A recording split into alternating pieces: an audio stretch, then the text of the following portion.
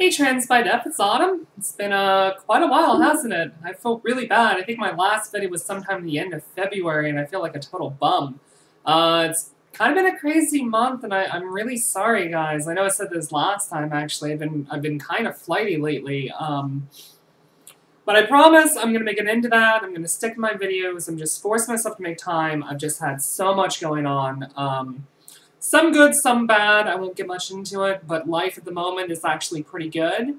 I've just entered my 7th month on hormones. Actually, it'll be eight months on the 19th, so I'm about 7.5 months at the moment.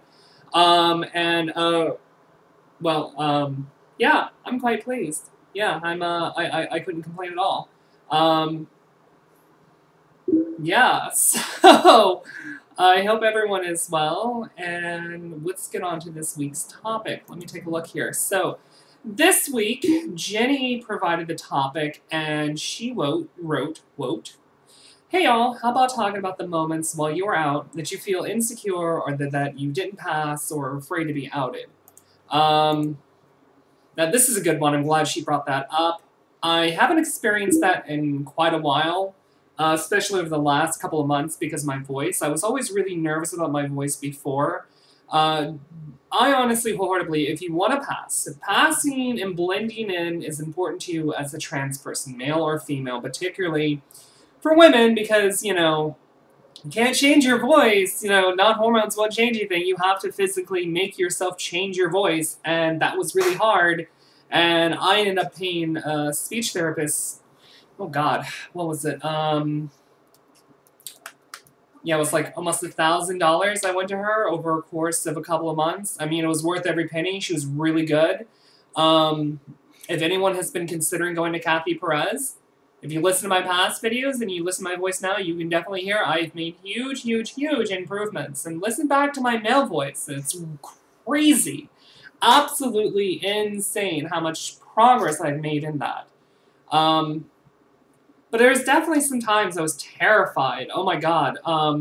This is more towards before I went full-time. When I went full-time, it was about 4 months, and at that point, I was really pretty confident enough with my voice that I felt that I could pretty much go anywhere for the most part and not have to worry about being outright clocked or mocked or outed or what have you.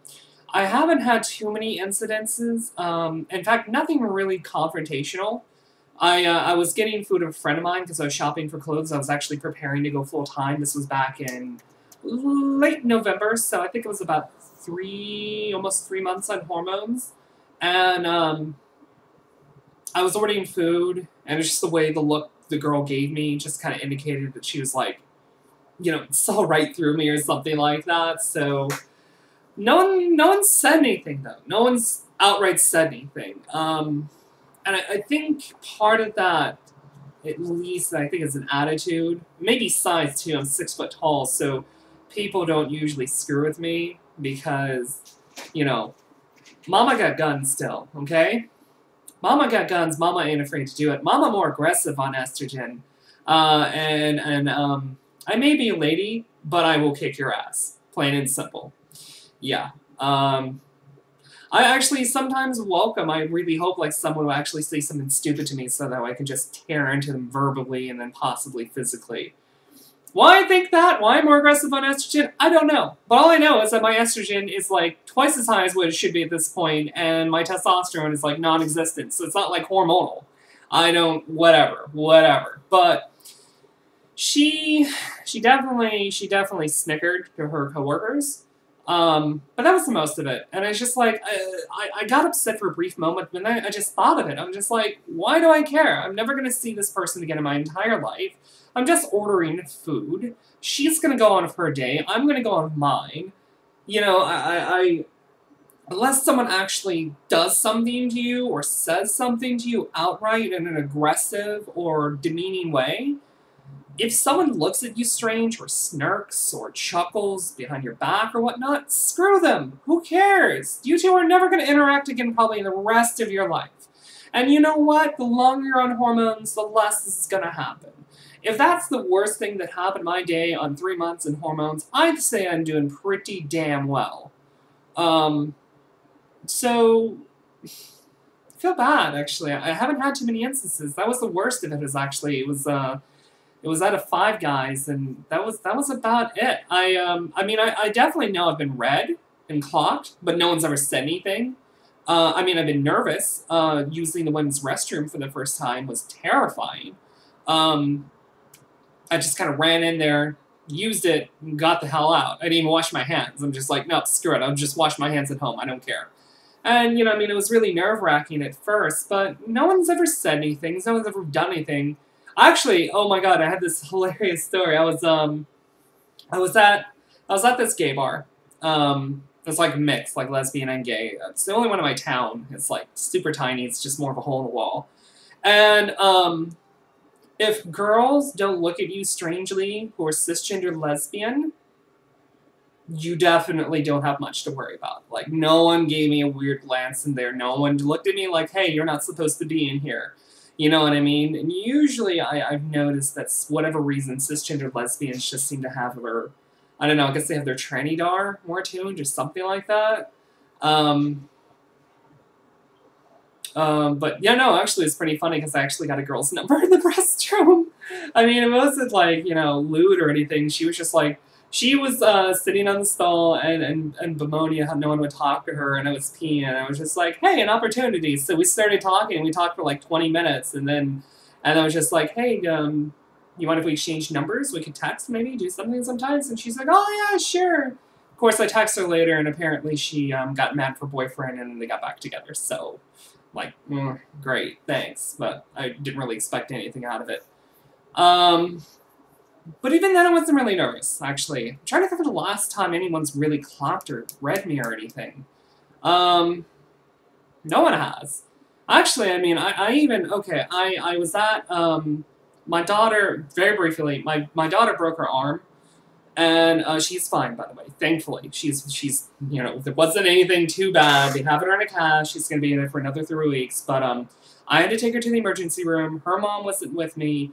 So I was nervous, obviously. You know, going to the hospital and reading so many horror stories and, you know, having to maybe out myself in front of strangers and medical staff was not something I was looking forward to. But they assumed it was her mother. And they didn't ask for my name or ID or anything. They just asked me to sign for papers, and they just assumed everything, and that was cool. So I'm just like, wow, hospital staff are assuming that I'm her mother. Something's going right here. Like, I think that's pretty much the nail that finally, you know, closed the proverbial nervous coffin. I just don't worry about it anymore. Even, like I said, I think that's like a secret. If you're concerned about getting outed or not passing, screw it. Do it anyway.